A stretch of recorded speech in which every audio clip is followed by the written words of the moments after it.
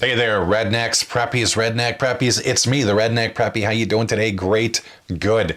If you were around, you probably remember the glory days of home video from the mid-1980s to the 1990s. For the first time, we could easily watch movies and videos from the comforts of our own homes.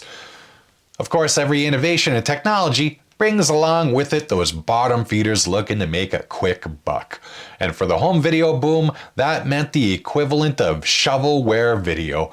Quickly and cheaply produced trash that was designed to part people from their money. If you've ever watched any Red Letter Media Wheel of the Worst videos, you know what I'm talking about. Well, fishing was not immune to this sort of thing, as a tidal wave of home videos came out covering every conceivable subject.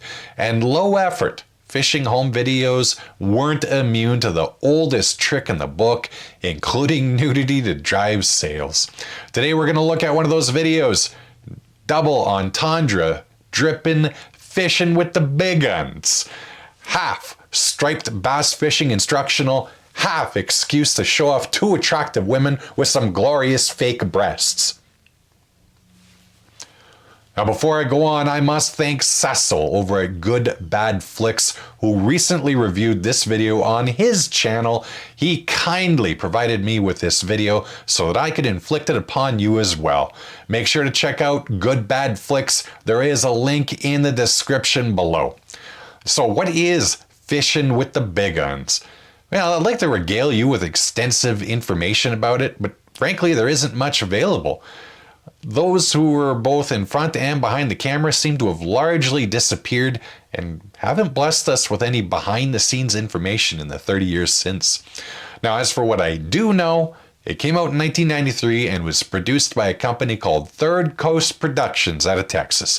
It stars two actresses, Lori DeLinda and Jose Sesco, who seem to have appeared in a number of similar videos back then. Highbrow stuff like nude exercise and their chronicles of erotic adventures in exotic places.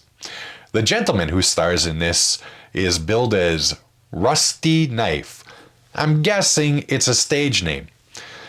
Anyway, the plot, such as it is, sees Marie Diggins and Jesse Dubois hatch a plan to trick Raspberry Bigelow, or Razzie as he prefers, to take him fishing and show him his secret striped bass spot.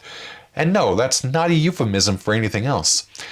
This intricate plan involves the pair hustling Razzie in a game of pool, largely by utilizing Jesse's considerable feminine wiles while Marie plays. Now, with that scheme proving a success, and after 15 minutes of runtime, I might add that the video itself is only about 30 to 35 minutes of actual boobs and bait, we finally make it to the fireworks factory, and the threesome are on Bigelow's boat for a day of fishing.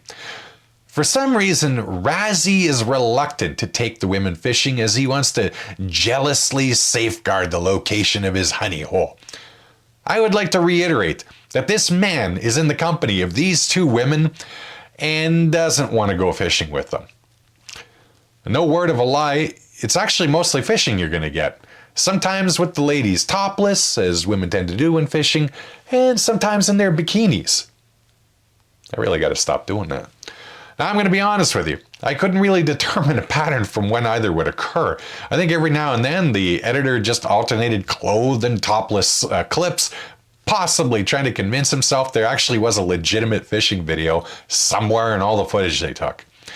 Now, the subplot, such as it is, that continues on through the video, I don't get the need for a story, but artistic choices must be respected, is that Razzie's actually secretly attracted to Jesse.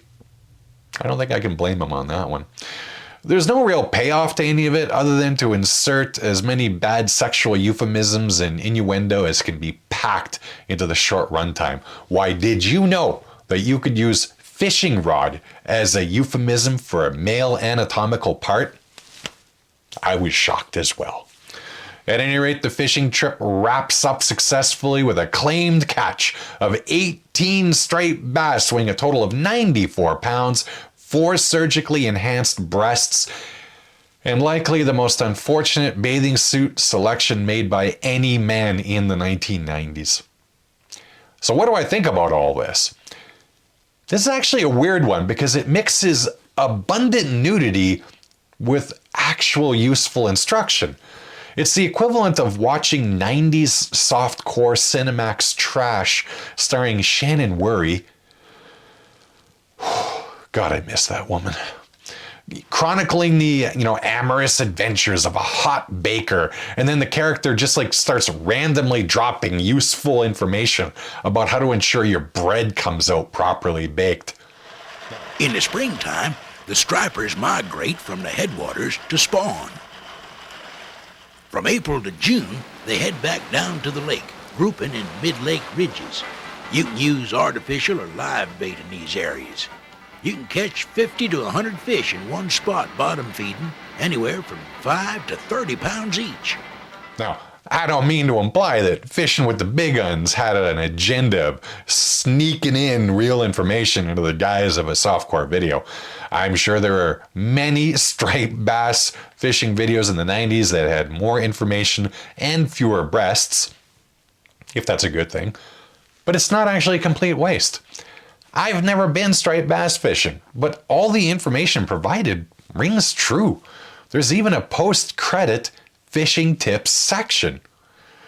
Anyway, the video claimed that there would be another entry coming in the series, catfishing with the Big Uns, but unfortunately I have found no evidence of its existence. Quel dommage. So do I recommend hunting this video down? No, really, there isn't much here. Look, you can find all the information on striped bass fishing you want online, and if it's nudity involving women with pneumatically enhanced chests, well, you can get that online as well.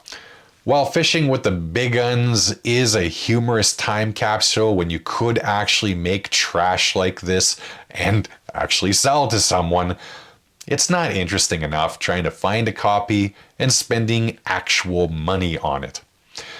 At any rate, I hope you found today's video at least be vaguely entertaining and mildly informative. As always, I hope your fishing adventures are far more amorous than mine have ever been.